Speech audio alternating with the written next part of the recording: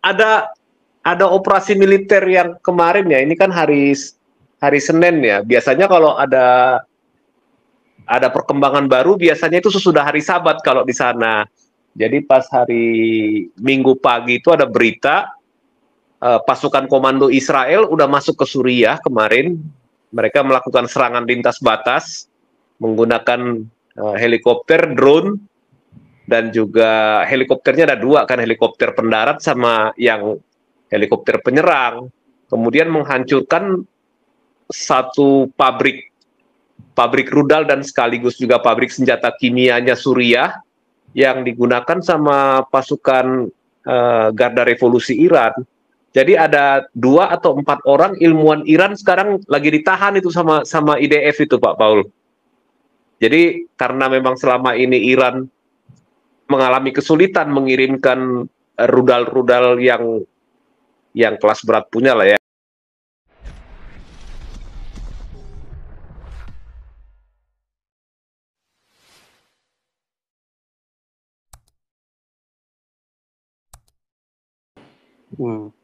Mumet. Sambung sekali lagi dong, terakhir. Jam berapa ini? Satu lagi. Si Ompung mau nambah nggak nih Ompung nih? Pak Andi mau nambah, Pak Andi? Mana Ompung nih? Kalau nggak ada tambahan, mungkin Pak SK kasih penutup aja sekalian. Nama Pak Paul? Ya, tambah dong, tambah. Oh iya, tadi itu ya. Sebentar.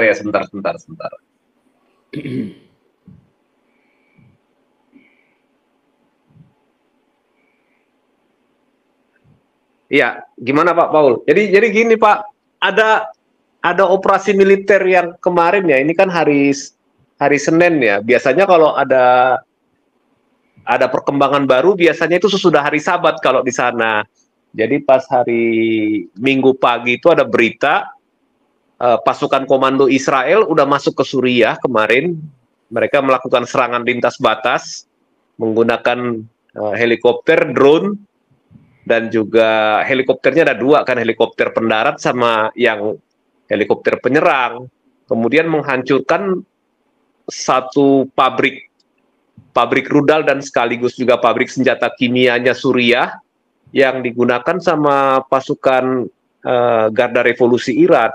Jadi ada 2 atau 4 orang ilmuwan Iran sekarang lagi ditahan itu sama IDF itu, Pak Paul. Jadi karena memang selama ini Iran mengalami kesulitan mengirimkan rudal-rudal yang kelas berat punya lah ya, yang jarak jauh ya. Karena sering pengiriman dari Iran itu lewat laut maupun lewat darat kan kena blokade sama Israel dan dihancurkan oleh Israel yang lewat Suriah dan Irak gitu ya. Jadi akhirnya mereka mencoba memindahkan pusat produksi persenjataannya ke Suriah. Jadi ini rudal-rudal yang lumayan canggih dan senjata kimia juga ya. Itu dihancurkan kemarin hari Minggu pagi.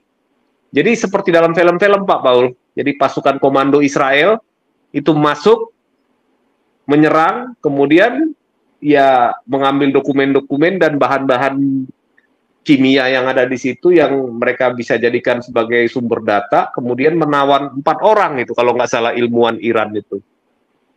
Sekarang lagi dibawa ke Israel. Ya, ditahan pastinya. Ya kita lihat nanti reaksi Iran ke depannya dalam minggu-minggu ini. Karena sudah ada warga Iran yang jadi tawanan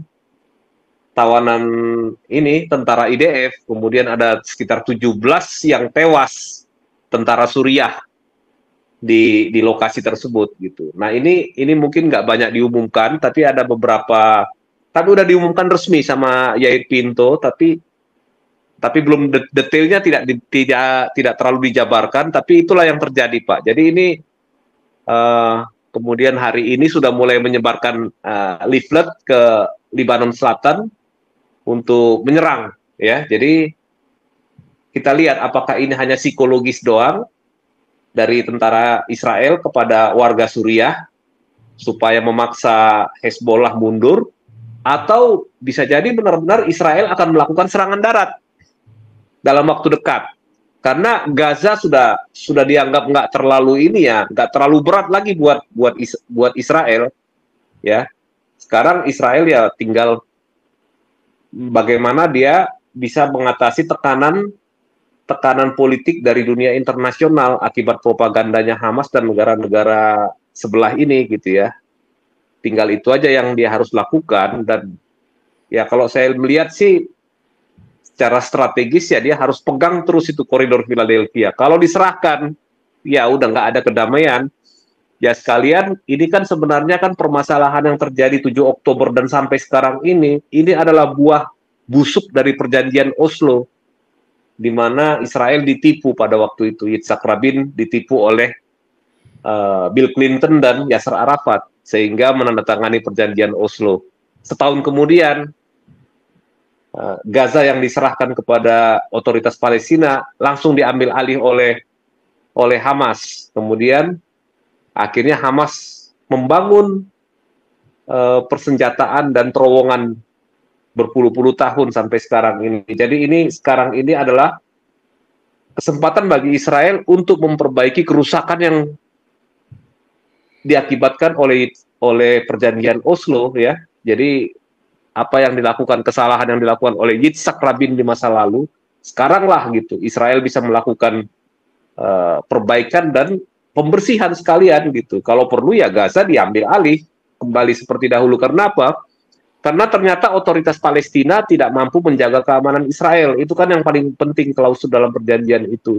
Dan kemudian juga Mesir itu juga gagal memelihara poin-poin perjanjian pada saat Camp David.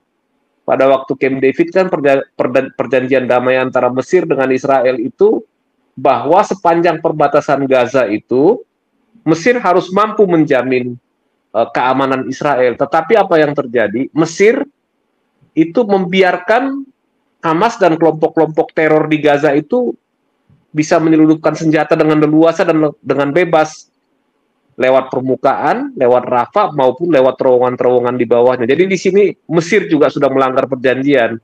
Yang masih bisa bikin kita penasaran itu adalah apakah benar sandera itu sudah dipindahkan ke negara lain lewat Mesir. Kalau ini benar, maka ini akan menjadi krisis yang memalukan bagi pemerintah Mesir, pemerintah LCC yang sekarang. Oke, itu aja Pak Paul tambahannya. Terima kasih Pak Paul. Penutup Pak SK langsung. Saya tambahin dikit ya, Pak Andi, Paul. boleh. Tambahan tadi untuk pandangan Amerika ini, penembakan kemarin itu sampai sekarang ini nggak ada satu kata pun keluar dari mulutnya si Biden. Ini orang udah terlalu pikun kali, udah tidur. Ya. Nah, kalau umpama Indonesia udah set ya, Prabowo udah maju, di Amerika ini masih ketir-ketir ini November. Nah, artinya apa? Kalau Kamala ini sampai menang, si Trump ini kalah, kita di citizen di sini warga kita harus ikat pinggang, harus dikencengin. Arti kata kita seperti saya personally, saya akan mengurangi traveling, ya kan? Soalnya kita di dunia juga Amerika udah nggak dianggap, jadi untuk keamanan agak susah kita. Jadi kita juga penduduk kita harus stay low, jangan macam-macam deh. Kita, and then terutama paling penting itu kita harus, kalau ini kalau Kamala menang ini kita harus control expenses. Nah ini maksudnya pengeluaran duit ini harus kita hati-hati. Dengan apa caranya? Enggak, maksudnya untuk ini, soalnya ekonomi bakalan hancur ya, resesi udah di ambang pintu, kita udah kelihatan, ya kan. Satu, kedua, bisnis juga mereka bakalan menahan proyek-proyek besar, jadi ekonomi juga agak bakalan very slow. Nah, terutama dunia tambah kacau, itu menurut saya. Jadi ya kita hati-hati nih, banyak berdoa. Dimana soalnya kalau poll terakhir ini kelihatannya neck to neck, jadi agak bedanya nggak banyak 2 atau 2%, ya kan. Itu aja Pak Paul kalau kita yang di Amerika. Oke, lanjut Pak SK penutupan. Thank you. Penutup Pak SK. Iya Pak Paul. Jadi